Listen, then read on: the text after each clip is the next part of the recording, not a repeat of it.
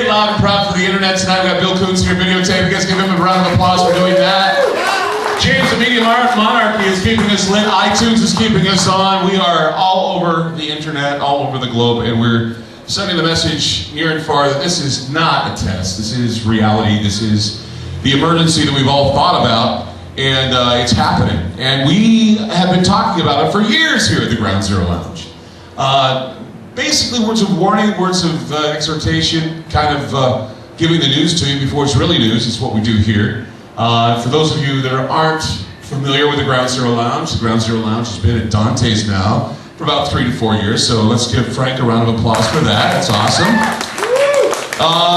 And we've been doing it, though, for many years before that. We were at a place called Bodacious Classics, and I have a background in news reporting. I worked CNN Western offices at KCNR in Salt Lake City, Utah. Worked for Metro News Organization. Done that here in Portland as well. Did a lot of news in my background, did a lot of radio talk, and also the show Ground Zero Radio, which was syndicated nationally in 1999 through the NBG Radio Network, moved locally here through various channels from KOTK to Max 910, and hopefully to a radio station near you as we prepare for terrestrial radio. So, yeah, give that. Now, on the topic of terrestrial radio, I want to talk a little bit with you before we get into the show. It's kind of a thing that I want to talk to you about. A lot of people don't realize this, but radio is changing, okay? Many people are aware that people like Adam Carolla, who is a very popular morning man who replaced Howard Stern, is going to, well, actually has been given his papers to go. He's no longer on the air. Tom Leykis, who is a well-known talk show host, who was given his papers to walk, and he's gone too. A lot of women are applauding that, of course. But what I'm getting at is that the economy, for some reason, is the factor, of course. People always say, well, the economy's bad, so we're going to get rid of some people who are like overpaid and overpriced. The problem, though, is not the economy. I'm analyzing the situation as I'm getting myself to move towards being on terrestrial radio. I've been at this, getting back on the air again, for 4 years. Okay? 2 of those years have been spent having cancer. All right? So I had 2 years to find a new show, couldn't do it. 2 years to be in bed and in pain and dying, and then getting a new lease on life. Just celebrated my 45th birthday on Sunday, so I'm pretty happy about that. But see, leaping from that into what do I do now is, hey, I think I can go do radio again, and then I run up against legalese, and I roll up against support, and I roll up against all these things that I haven't heard of in the past. Usually if you had talent, you'd go on the radio, throw up a show, somebody would sell you, you get a paycheck. It doesn't work that way anymore. Tom Leykis got let go because they didn't want to finance his engineering costs. He had 3 shows, they were all making money, but they didn't want to finance the engineering costs, so he had to go. They also changed the format at KLSX to Top 40 because talk was not working for them. That's why Adam Carolla got the axe, was because they didn't want to do that. They wanted to go to something simple that didn't cost that much money, they could automate it. If you want a local show, or if you want to show a personality, you now have to support that show. Okay? Now, what I mean by that is that you have to support it through either participating in an advertising sense, which means that if you have something to advertise, you come to the show and you say, hey, advertise my product, give me a good deal, put my commercials on the air. Or you say, I'm going to go into an advertiser and I'm going to recommend they advertise on your show. Or you just hand me a $20 bill and say, Clyde, I'm going to see you get where you need to be. The reason why I mentioned this, I told you all that I was going to be on KXL radio. I said this because I felt really good about what was going to happen with that. Well, the honest truth is that negotiations with KXL have changed. They changed because of another conservative talk show host who gathered 600 people together and asked them for $20 a piece, and he managed to get a good 12 grand to get on the radio. He went in without advertisers, he went in with money support from his listenership. Okay? Now, I have not, I think I did once, probably before I went into the hospital. I have never asked my listeners for money. I've always asked them to participate with advertising. I have no advertising now to speak of, and if I do get advertising on the radio, then that will be fine. I can tell you to go do my advertising. Truth of the matter is that we are going to organize something, and with lack of a better name, it's called Deep Pockets for Clyde is what it's called. Because I've talked about people with deep pockets who help people like Art Bell and others get started, like Robert Bigelow, who had millions of dollars to get him on the air, and several other people who backed up money. We are currently looking for investors also. The investors, there are a few people out there with money who are helping the show out, but they can only help a little at a time. We have to turn to the listeners and say, okay, listeners, here's where we stand. Okay? If you want to help us out, you either can, just secretly hand over money, you can give me advertising tips, you can give me other things that will help out. But it's got to be a listener-generated support, okay? No longer can you be passive and enjoy radio anymore. Just doesn't happen. Sirius and XM are going bankrupt. Why? They didn't have the support. Oh, this is a new fun thing I can have in my car. No commercials. I can just run cable in my car. Didn't pay the bills. Didn't work. Why? Because people just sat back and go, oh, they got a lot of money. They'll survive. They didn't. Tom Likas, #1 show, didn't make it. Top ratings, isn't going to make it. Adam Carolla did really well against, for Howard Stern replacement. Not going to make it. What's going to happen is they're going to throw someone in who people have paid for, whether it be big business or someone else, and this is where we end, okay? Either we have a big beginning and a big send-off for Ground Zero when it comes time. I have now time to reevaluate what I'm going to do.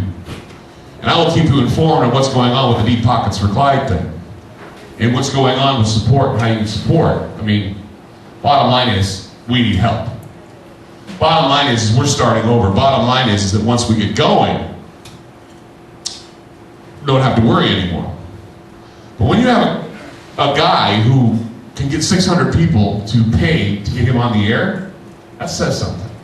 And I've been around for a lot longer than most of these people, and I've been doing this now and giving out information and doing it for advertising, but now I'm doing it for free. And now, when I'm saying I want to go and do corporate radio again and do it independently, they say, well, what do you have to show as far as support, money, or otherwise? And I have to give them an itemized list of what I got. And at the moment, I don't know what I have. So I want you to let me know what you have, or what I have, by spreading the word, by emailing me. It's groundzeropdx@yahoo.com. If you want to silently email me and tell me if you have any tips to make money or any tips to get money in the pocket or whatever. If you know people that want to advertise, have them get in touch with me with the shows that I'm planning. And I'm not going to run away with your money because I'm an honest person. I mean, I'm too big and I'm too big of a person to not get caught in this crap. I'm one of those people that has the accent of being huge and bigger head than most, and you can't miss Clyde Lewis. He's just too big. It's just the way it is. I mean, I couldn't hold up a store. He's got a mole above his eye. He's got a hairy face and a big body. He looks weird. That's Clyde. I can't do that. Yeah. So, I've been doing this now, God, for going on 16, 17 years. And it's a lot of fun to do it, but it is beginning to look like corporate is telling people we need money and you need to show money. And I'm biting my tongue saying it, but it has to happen that way.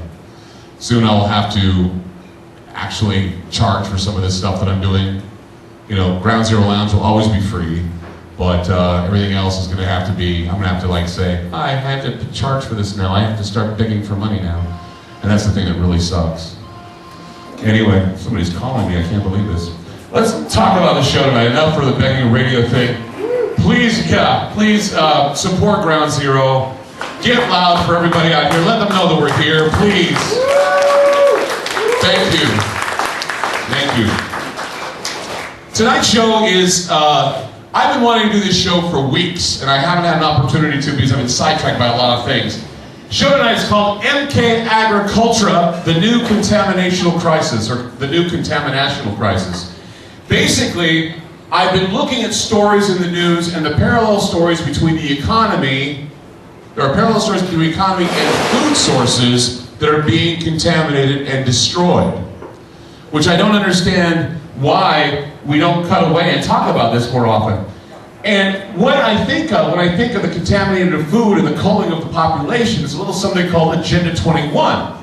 And what Agenda 21 is, they met in Rio de Janeiro, Brazil, on how they can put the earth into something called sustainable development. My friend Doug here has talked about this with me many times about how the population needs to be wiped out, or they need to cull the population, needs 2/3 of the population, mainly because of the fact that something called your environmental print or your carbon footprint. I think that's something that's just really bizarre and weird, but it's true. According to the report, there's a part in the essay called Habitat 2, and in it, it says that sustainable development consists of a number of suggestions to improve the environment. First, the agenda is to establish a group of consensus of crises and solutions that include separating the people and eventually taking them out, culling them. We don't know who those people are, but they are being targeted for cull. Now, this style of commentary is the same that I read about in Mein Kampf, which Hitler wrote, said that it is important to sift the human material. What that means is to separate those who support you and those who don't support you. I'm talking about the leaders in the world. You support their agendas, or you get sent away, or killed, or ruined economically, okay? And they're establishing this now, as you can see, that some countries don't want to jump on board with the EU. Some countries don't want to jump on board with the United States. And so what happens? They're either targeted for war, or they're targeted for something else, like sanctions or what have you. This is how the world operates. One of the fundamental ways to basically get a country to get in line is to withhold food. They control the food sources, the sustenance, the resources for food and water. When a government offers food to a poor country, it is never neutral. It is never an unconditional act of charity. In most cases, food can only flow with the consent of the men with power. In poorer countries, the men with the guns regulate who has the food. They stand there with guns and they tell you who eats and who starves. We're at that point now. If the economy is to go as bad as they claim, those with guns and those with the power are going to regulate who gets to eat and who gets to starve. And that'll be interesting to watch, because that's the next phase, I believe. We should not be surprised that in the future, with the poor economy, food will be used as a weapon and its sustenance will be an issue throughout the world. Starvation will run rampant, and those who have interest in sifting the human material will find it easier to cull the population using food as a weapon. By the way, if you have any questions or any comments about what I'm talking about tonight, we have 2 microphones, one on this side and one on the other side. Please, by all means, speak your mind, because that's what the show's about. It's talk, it's free speech. Go ahead. I just want to ask about water and make a comment that they said that Central California is not going to get the water that they expected this year. Right. They said that, I think, I can't remember how many acres, something like 80,000 acres going to remain fallow, which means that the economy is going to suffer in the Central California Valley by $1.9 billion. Yes. Driving up the cost of vegetables all over the country, including here. That's right. So start your backyard garden now. That's right. Start your gardens now. He's very right. Give him a hand for that. The water situation in California is going to be so bad that, yes, we are going to take an economic hit on vegetables. Vegetables are going to be, and get this, if you think the spinach situation or the tomato situation was bad, wait till you start seeing how migrant workers treat your vegetables when they're not getting their paychecks. Especially with a state that's falling apart and going bankrupt, the war on the aliens is going to be there. And the aliens are going to fight back by doing what they did before to the spinach crop and whatever other crop they can get their hands on. Food is going to be the next weapon of mass destruction. Okay? Keep in mind that that's going to happen because he just brought up the water situation. I forgot all about it. In fact, George Orwell had said in 1984, he said, hierarchical society is only possible on the basis of poverty and ignorance. This new version is the past, and no different past can ever have existed. In principle, the war effort is always planned to keep society on the brink of starvation. That is why you work. That is why you go out and make money. Because if you don't, you starve. And a country can keep everyone on the brink of starvation, just barely making it, so they'll go out and make that money. And get that food. And that's why things work the way they do. We've covered a number of traumatic mind control events. Yes, there's Arnold. He's getting the shit kicked out of him.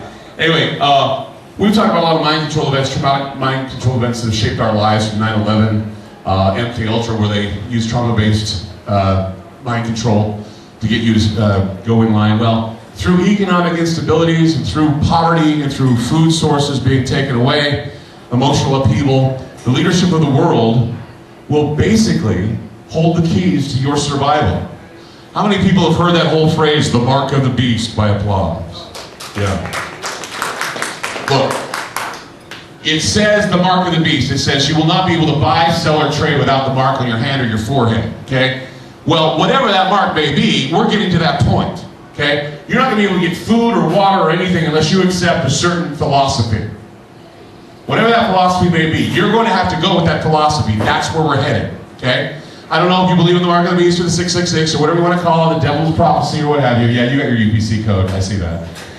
I don't know what you believe, but that is what it's coming to, okay? It's coming to you need to have a certain code or a certain phrase or whatever to get the food and drink you're going to want. I mean, it's going to get that bad. Talk about what's going on in California. I mean, you're part, we are all part, actually, of an ongoing social experiment, and that is we are the rats looking for the cheese. And we're constantly looking for the cheese, and we want to be the ones who have the most cheese. But we're getting to the point where, how much is too much cheese to have? Why do you need to have this much cheese when other people don't have enough cheese? We have to equal the wealth, they say. Well, it's not that. What they need to do is they're going to turn around and they're going to say, sure, you got cheese, but now you have to figure out which one's poisoned and which one isn't poisoned. Which cheese you have to make a deal with the devil with to eat. That's what we're looking at. That's what's going on. There's actually literature available on psychological operations and how they have been tested before on individuals, even communities, to see what would happen to their minds in cases of power failures, rumors of diseases, and even famine. One of the latest psychological operations has been going on since September 11th, 2001. The attacks in the United States, of course. It has been an interesting accelerating point for watching human behavior and what people are willing to swallow mentally and physically. After 9/11, our minds changed. We changed, and we continue to change. Just after September 11th, they told us that there was, the Afghanis were involved, and we had to go to Afghanistan to fight a war. The focus was then pushed to Iraq because Saddam Hussein allegedly had weapons of mass destruction, yellow cake uranium, and all that other shit. Well, these alleged weapons were considered a threat, and many Americans today still believe those weapons exist. They're still waiting for them to be found.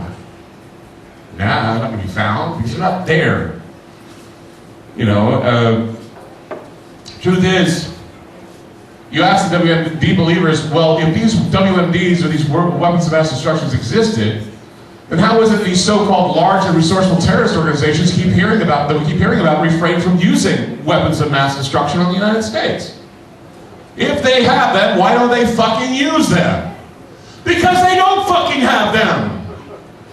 Plain and fucking simple. That's why they fly airplanes into buildings, because they don't have fucking weapons of mass destruction. God, use a head. The WMD scare was just that. It was a psychological operation. There were no weapons of mass destruction. That's why terrorists, for the most part, have to use unconventional methods to create terror. Weapons that are cheap and effective. And the ones you wouldn't expect to have used on you. You see? Go ahead. The only people that have nuclear weapons are the people surrounding the countries that we think might be getting them. Right. Pakistan, India, Israel, and who knows who else. And we're hearing all about these people, and we're doing nothing about it. But yeah, we're going after these people that are defenseless, and we make up all this bullshit about them. But see, here's the deal. Cheap, effective weapons are what terrorists use. For example, There was a foiled terrorist plot in 2007 where extremists were attempting to attack Ramstein Air Force Base, a nightclub, and Frankfurt International Airport. The terrorists didn't use any yellow-cake uranium or toxic industrial chemicals to make their bombs. They used white flour and hydrogen peroxide. They bought those fucking things at a drugstore. Hydrogen peroxide and white flour makes an excellent bomb. Not going to tell you how you make it, but it makes an excellent bomb. Here's another fun bomb for you. Tang. Tang mixed with chlorine explodes very well, thank you. In fact, a terrorist organization used Tang, a breakfast drink that was made popular by astronauts, mixed it with chlorine and blew a hole in an aircraft. Just by using Tang and chlorine. Bromine, the very thing you use to clean your swimming pool with when mixed with alcohol, makes a great gas that would kill a great many people. All you have to do is put the bromine in the alcohol and it burns up into an acid that sends gas all over the place and would kill a lot of people. Woo-hoo. This stuff can be bought for under $20 at Walmart. Okay? Yeah, you're yelling and screaming about weapons of mass destruction. Hell, you can go to Walmart and make a weapon of mass destruction. You can use food as a weapon of mass. You can actually ignite dairy creamer. It's lethal. This is what these terrorists know how to do. It's a terror. It's unconventional weapons.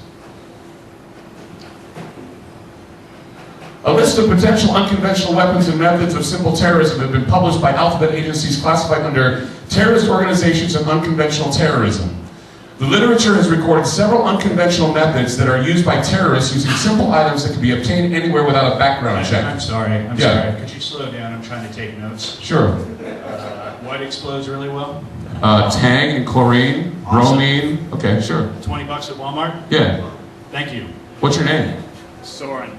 Soren? Soren what? Just Soren. Okay, Soren.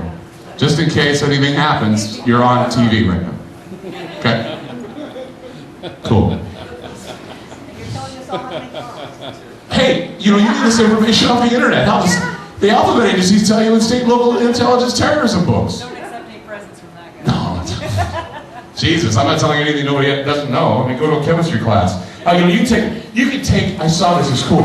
You can take a gummy bear and drop it in some sort of thing and it explodes. It's amazing. Mentos and Coke. Mentos and Coke make a great bomb. Whatever. According to the section State and Local Intelligence of the War on Terrorism, your biggest terror offenders will not be Muslim groups, according to them. For the future, we need to be looking at right-wing extremists, followed by race and hatred groups, special interest groups like eco-terrorists and right-to-life groups who bomb abortion clinics. Religious groups that use violence are low on the list, and doomsday cultists are now low on the list because doomsday has passed. Unless some 2012 group gets together and says, hey, we're going to blow shit up on 2012. But in the meantime, they focus their attention on right-wing extremists. So if you're a right-winger, you're in the focus. You're in the crosshairs of state law enforcement and local agencies. One of the most important sections of the literature deals with the contamination of both water and food supplies. Water and food supply terror models are the most complicated and the hardest to solve because food contamination sources and methods can appear to be naturally occurring. Bacterial and chemical contaminants happen regularly in the food supply. This unconventional, quote, unconventional method of terror is old school, and yet it's called unconventional. This is old school terrorism right here. Old school terrorism. It's exactly what it is. In 1978, the Palestinian Liberation Organization began to poison Israeli oranges in European markets, injuring 12 and seriously damaging the Israeli economy. But then the activity just stopped. Europeans at least 3 countries became ill from eating Israeli citrus products, oranges, lemons, and grapefruit. They had been contaminated with mercury. They injected mercury into the oranges and people got sick. That's how easy it can be. Doesn't take bombs, doesn't take yellow cake uranium. All it takes is a nice syringe full of mercury to make people sick. Okay? They were doing it with syringes. The tampering of water and food supplies offer a mass psychological fear, and it's quite effective in damaging a weakened economy. Modern food supply systems have become more vulnerable due to their connections to various distribution outlets. Huge processing farms are coupled with huge shipping outlets that have multiple connections to suppliers and distributors. We have at least 3 major distributors in this city alone that give you your food. The food supplied to Dante's is from one distributor, and it may be distributed to several other places as well, the same food company. So if one area of food is contaminated and that company is distributed, you can have like 3 or 4 restaurants giving you the same contaminated sources of food. Okay? That's how it works. We have been so compartmentalized that we don't pay attention to how the food is distributed. We don't care, just as long as we eat it. We don't care. Regardless of your definition of terrorism, food tampering is terrorism without political purpose. It is usually done to weaken economic progress and to sabotage products in order to restrict consumer confidence. It is hard to track any food contamination to organize terrorism because of the conspiracy of silence. People don't want to tell you, hey, our company just gave you some shitty food. It will kill them. And so, they do it all the time, you're right, but they won't tell you that. They won't tell you that because they don't want you to not buy their food. It's consumer confidence. Go ahead. I must respectfully disagree with you in that economics are very political and politics are very economical. They're almost not separatable, so there are political reasons for this. They want to weaken the country. That's very political. If you say so. Yes. Fine. You believe that, it's true. I'm just saying that it's not always political. Sometimes it's just people want to watch you die. They just want to watch you die. Yeah, sometimes it's ideological, Sure. which is not always political. I mean, the Bhagwan Rajneesh wanted to stop an election. I know that when he put that stuff in that food. So you've got something multi-purpose, which is even more fun. But it's a silent killer, and it doesn't give you the results as quick as you'd like. But it does work. There's often corruption and collusion as well in the local level between governments and companies with regard to food tampering or contamination, mainly because, as we said, psychological effects and loss of product confidence. Sometimes the contamination of a product is known by a company weeks before any press release is issued. Take a look at the U.S. peanut plant. They knew that their peanut butter was tampered with and full of salmonella, and yet they sold it to the public anyway. They sold it to the public anyway. Food tampering or poison does not have a quick psychological effect that most terrorists are looking for. However, the long-term effects set in motion a fear of certain foods that have no potentiality for spoilage or less potentiality, such as peanut butter. Peanut butter scare is one of those suspicious circumstances because salmonella has a hard time getting into peanut butter. Why? The heating process, the grinding process, and the fat content of peanut butter, and the less water, salmonella doesn't have a chance to adhere to it. So somebody pretty damn well wanted to have that happen, and it did. And they didn't tell anybody about it. That's criminal negligence, and it causes lost confidence in food. The point is that potential for terrorism in the food industry is high now because we are seeing what are known as benign substances becoming lethal. This indicates that there have been trial run scares in the food industry to determine reaction and prevention. Still, we see that the United States faces some very hard challenges when it comes to securing the nation's food supply against long-term dangers or, quote, unconventional terrorism. All it takes is a chemical reaction or an introduction of a binary process and we can have major outbreaks of serious health problems attributed to food sources. Let's take a substance as benign as wheat, okay? Wheat is one of those things that compete pretty well. Wheat sits in unprotected grain silos and in railroad cars for long periods of time awaiting transport. It just sits there. No one even thinks for 1 minute that the silos are in trouble. Then we have a terrorist group. They go in and they find these little generators that are sitting on your telephone poles. Do you know what sits in those generators? Oil. You know what's in that oil? PCBs. Did you know that PCBs are colorless, odorless, and tasteless? They can be placed in the wheat and people will die of cancer from them. All it takes is a spoonful in a boxcar full of wheat and distribute it throughout breads and cereals and everything else, and wham, you have a group of people all dying of cancer. They don't burn easily. They're good insulators. They don't burn well in the body either. They attack the endocrine system. They do slow damage to the body. As it's distributed through the food system, it goes into bread, cereals, without notice. Dioxins that are carcinogenic and neurotoxic find their way to the breakfast table and are consumed by people. Their endocrine systems are compromised, and we notice children and the elderly dying of kidney failure in droves. There's no clear explanation as to why this is happening. Meanwhile, public hysteria reaches an all-time high.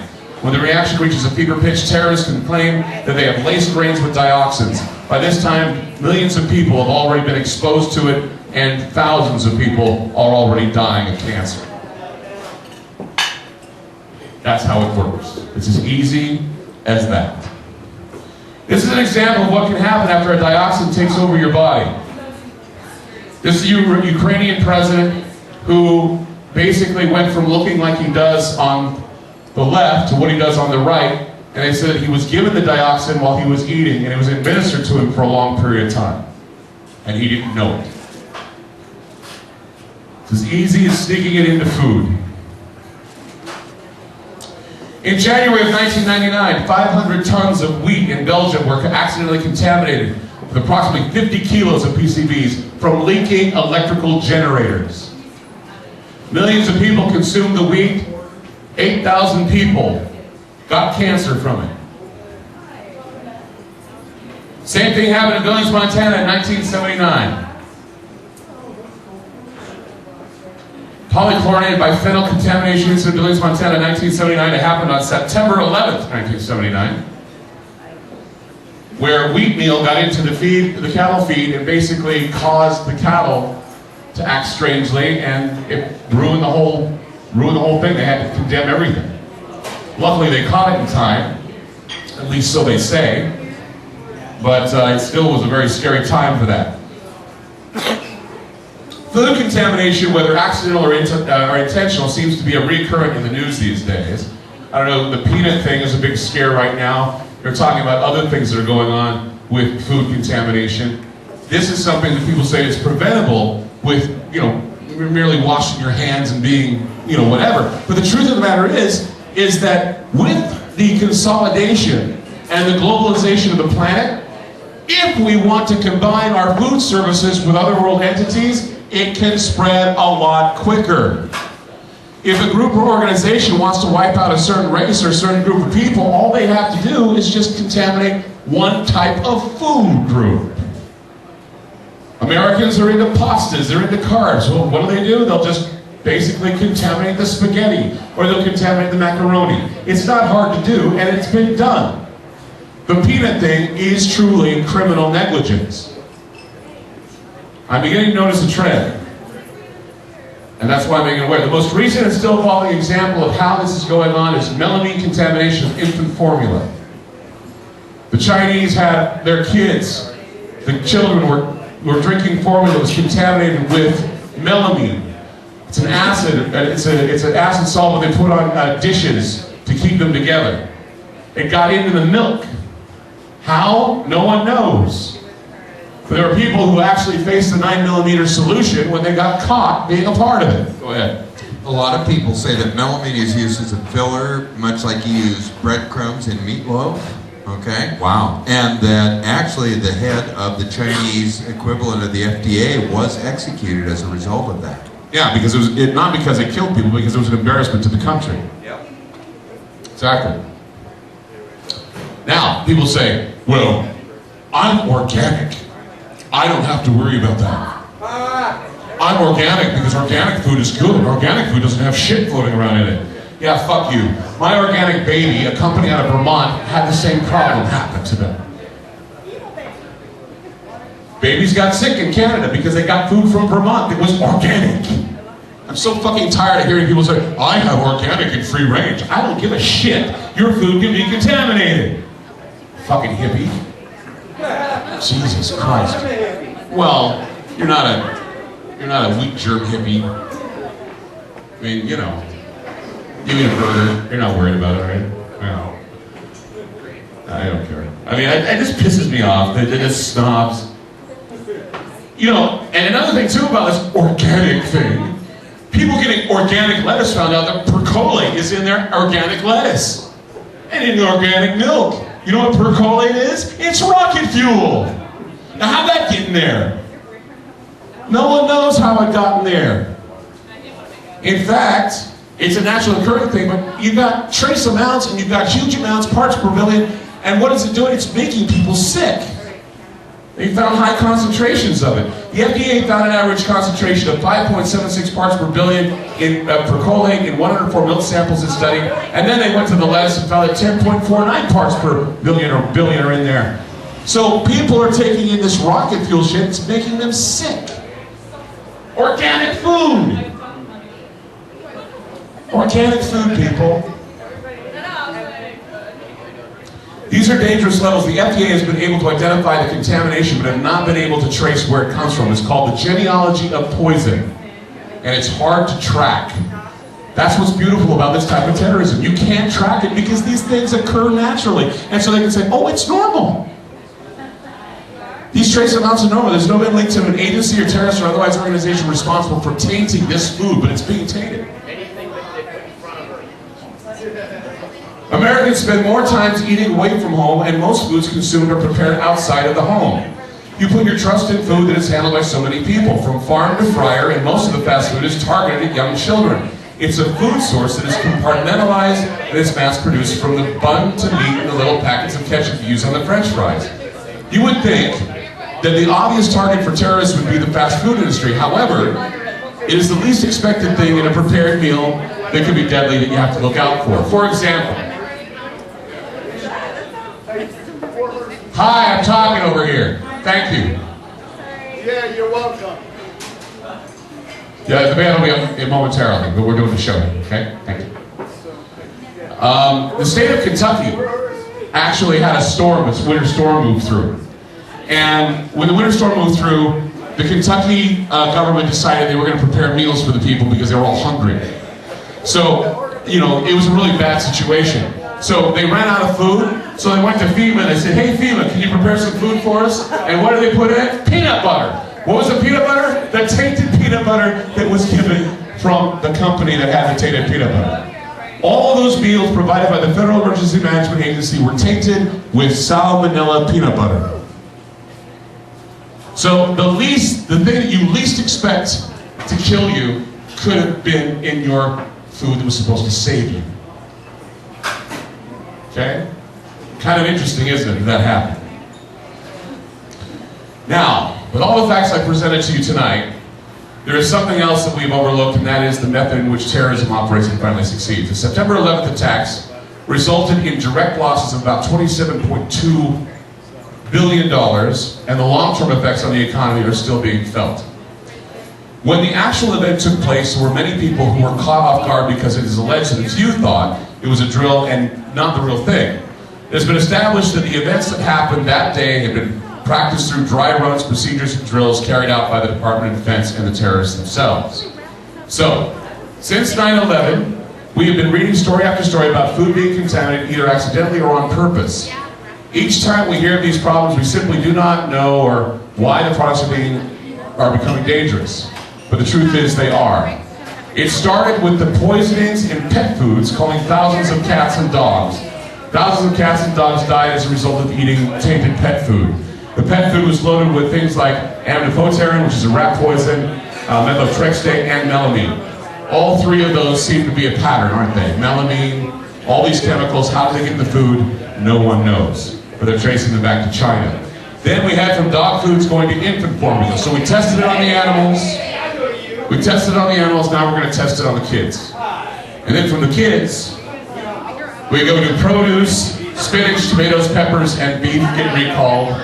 And this is where we end up. In fact, 26 states were affected by the recall of all of the horrible things that happen with produce. A little boy in Chubbuck, Idaho was killed because he ate tainted spinach. Salmonella turns up in peanut butter. Now that's the story. Peanut butter, as I said, is full of fat, prepared with heat. There's no way that salmonella could have gotten there unless it was put in there intentionally. No way.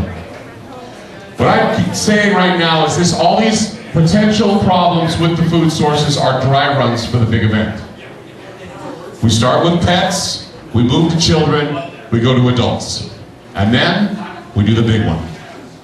The big one will wipe out thousands of people. And it was all done with something that you didn't expect, and that's your own food. Don't sit there and worry about nuclear bombs, and don't sit there and worry. I mean, you can worry about it all you want. It's the food that they want to get. It's the water they want to get. The United States has this problem, and I'll tell you what it is. They tend to think in terms of short-term spectacle when it comes to terrorism. They see the explosions, the drama, the heroic saviors that rescue the victims. We will not notice any terror event unless it has all the trappings of a Hollywood action movie. Our disconnection from the natural world makes us believe that risk and benefit unfold at a blistering pace. If we see a horrific event and not find an enemy to pin it on immediately, we are not satisfied that it's a real terror event. Get that out of your head now. New terror events are not going to be big explosions, and they're not going to be heroes coming out of the woodwork from the police department or the fire department. The new terror events are going to be quiet, they're going to be silent, and they're going to be deadly. And they're going to harm the economy and the consumer faith in products and services here in the United States. And I know that sounds doom and gloom, but I have reason to talk about this.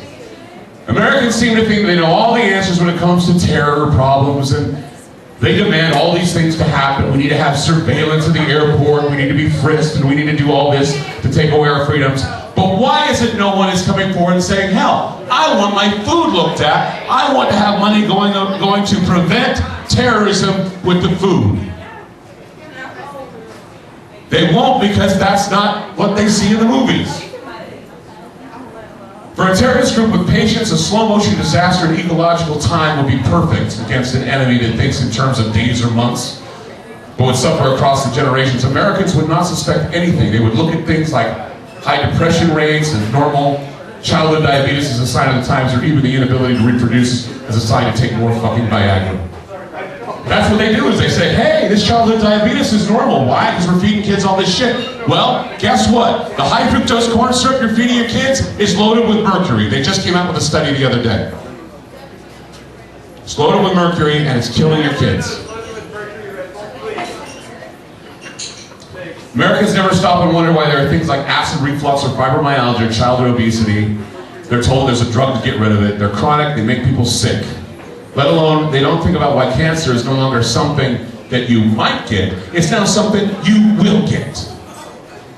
We are toxic enough that everyone in this room may experience a cancer scare or have cancer. Now the question is the toxicity in our foods and contaminations intentional?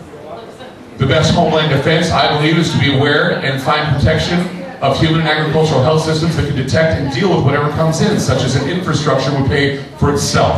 Even without the terrorists, when you look at bugs, look at insects, they can come in and destroy a lot of things. He was just talking about the water situation in California. Your crops in California are going to not get water, and you're going to be paying a lot for your tomatoes and for your lettuce and for everything else. Just the way it works, and that's how the economy's going. For a terrorist group with patience, a slow-motion disaster in ecological time would be a perfect tactic against an enemy that thinks in terms of days and months. That's how it works. We think too quickly, we don't think long-term. We take a look at the drinking water, they're saying now that there are drugs being found in the drinking water as well. Drugs in the drinking water. How does that happen? Well, we've got fluoride and all these other things, but here it is. People take pills, their bodies absorb some of the medication, but the rest of it passes through and is flushed down the toilet. The wastewater is treated before it is discharged into reservoirs, rivers, and lakes, and then some of the water is cleansed again at drinking water treatment plants and piped to consumers. But most treatments do not remove all of the drug residue. The reason why we're all having problems hormonally, the reason why reproductive systems are going bad is because we are ingesting, through tap water, drugs, pesticides, and problems such as those. And they're being put in there by big companies who keep their mouths shut and don't say anything about it. Free drugs, but they're not good for you. While researchers do not yet understand the exact risks from decades of persistent exposure to random combinations of low levels of pharmaceuticals, recent studies which have gone virtually unnoticed by the general public have found alarming effects on human cells and wildlife. Our existence right now is fragile, and we are chasing after the wrong things and fighting stupid wars. You believe the war on terrorism is important, you're full of shit. Things at home, I mean, and not only that, but ecologically speaking, global warming is not really as much of a threat as this. Food sources, crops, everything, your chance to eat is getting taken from you. Take a look at this. This is a FEMA camp. This is a close-up satellite of the FEMA camp. There are black areas in this FEMA camp. This FEMA camp is located in Georgia. The dark areas near the camp have been the topic of many blogs online. What has been discovered is chilling, if not telling, of what the government is fearing. What you're looking at, there are thousands of plastic shipping coffins that are available at this FEMA camp. Now, they've been ordered and they're sitting there. Now these are called polyguard crypts or polyguard liners. The reason why they're plastic is water resistant. They can throw a body or two in here, throw them in graves, and they can put like 4 or 5 in one and pack them. And they have them ready to go and have them on trucks ready to go right now. For what? No one knows, but they're there. And you saw the aerial view, you saw how many were there ready to go. When FEMA was pressed on the idea as to why these shipping coffins were sitting there, they said, we don't want another Katrina. So they're planning on another disaster, and who knows what that disaster is going to be, but it's enough to have at least 50,000 or so coffins lined up. Clyde? Yeah. What part of Georgia is that in? Do you know? Madison or Mason? Madison, Georgia, Or I believe? Mason? Okay, because I just got a new version of Google Earth, and you can. I'm wondering how recently was this constructed? Do you know? It's been around for a while. In fact, it's been on blogs all over the place talking about what are these, because they just shipped them in. They've been around for, you know, a while, and they're like saying, why are you shipping in these 50,000 polyguard crypt coffin liners? What are they for? And FEMA's saying, well, so they're expecting something. They've got the FEMA camps, and now they got the coffins ready to go. So Well, they're probably cheaper than body bags. They don't Sure. have to have a zipper. Well, body bags, you know, they have to transfer them and everything else, but in these things, polyguards can be thrown massively into the ground and covered up, and they're waterproof and they're fine. They're perfect, yeah. Yeah, go ahead. Wouldn't it be more cost effective to just freeze dry us? Maybe, who knows? Or burn everybody in a mass burning grave or something. Anyway, the quest for the bomb in the Middle East has Israel and the U.S. fearful of what might happen. However, all nations are currently searching for the capability of designing pathogens and dioxins that target specific races and countries by virtue of what they choose to put in their bodies. The resulting morbidity and mortality from the tainting of foodstuffs and resources will be accompanied by chaos, governmental and social instability, panic, and extraordinary utilization of available resources, and definite, it will blow the economy away. That's all we need. We are, right now, that vulnerable. If something happens to a food source, we're pretty much screwed. The new contamination trauma is there, ready to go. It is very much dry run for something that will be far more reaching as we see the falling farms and the food resources that can be affected. We must admit that an attack on our poultry, our beef, and even our crops is an attack on American soil. When they say attack on American soil, and they're talking about crops being destroyed in California and all these other things, these are very important things to consider. I know that you're not feeling the pinch of the economy yet. Some of you may have lost your jobs. Some of you don't have jobs, and you don't give a fuck. Okay? That's fine. You're going to be the ones that are going to be standing wondering what the hell happened when things like this go down.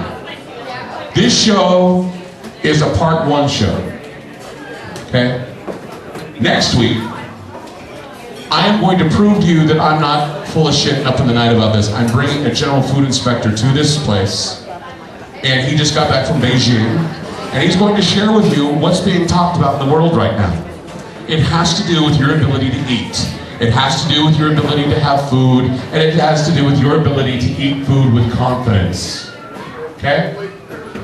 Go ahead. Yeah, no, I'm just talking about the same thing that you're talking about. Go ahead and get right on the microphone there. My uncle's been reading this book that he's been telling me about with the economy. Sure, go ahead. He says for like the past 20 years, this book has kind of reported how the economy is going, and he says it's reporting our economy to come down to the point where it's going to be a depression greater than the Great Depression. Right. And he's saying what we need to do is become self-sufficient, as in growing our own gardens and growing our own food. Right. And in the same way, why can't we do that as communities, you know, have like Sherwood, I'm from Sherwood kind of, Sure. have like a couple farms there growing, you know, all the produce we need, raising the animals we need, and the same thing, it would solve, you know, we wouldn't have to worry about the corporations and the people Right. behind the corporation, you know, the money.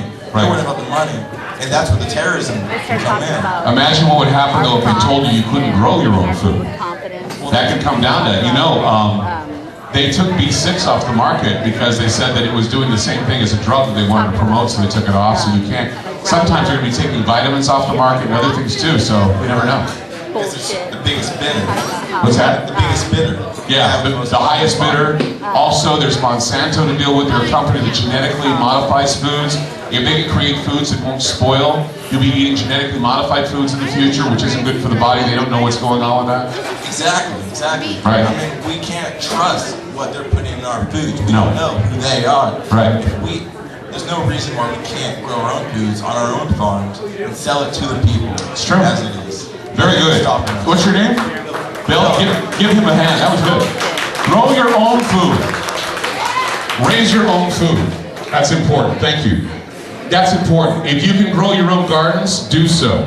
Tomatoes, carrots, peas, whatever you can do it. Because, like we were talking about tonight, what Brian said, we're looking at an economy where the vegetables are going to be running less, and we're going to have more money paying out for those things. Not only that, but more recalls on meats, more recalls on those things. Be aware and pay attention. Don't let the front stories mesmerize you and take you over. Look at the side stories, and the side stories are all about food contamination and biological terror. That's what's going on in the background. And unless you pay attention to this, you're going to get sideswiped and you're not going to have food. Prepare to get food in your house now that's non-perishable too. Prepare for that, because it's important to have that in your house. Something like wheat, like I said, wheat keeps. Or rice keeps. Those things keep for a good long time. And water, keep those things available. And also spices. I always tell people salt and pepper and all that stuff is good too, because no one wants to eat rice that's plain. You know, you want to eat good food, right? And besides, you can trade spices for other things, right? Hershey bars and nylon's got a lot of things going on Hogan's Heroes, right? Something like that. Anyway, next week it's going to be a big show. We're going to have the food inspector who's going to talk about this stuff. It's going to be a little bit more interesting coming from an authority. Just got back from Beijing and talk about this with you. I wanted you to hear this first, the beginning of this, because I want you to hear the truth about what's going on in the food supply, what's going on in the next phase of the economic meltdown. These are important times to hear these words. I thank you for coming out to the Ground Zero Lounge tonight. I'd like to thank Bill Foods again for videotaping us. And be paying attention, because there's going to be a lot of opportunities to help Ground Zero get back on the terrestrial radio side again. We'll keep you informed on that too. Good night from the Ground Zero Lounge. Karaoke from Hell is up next. Thank you.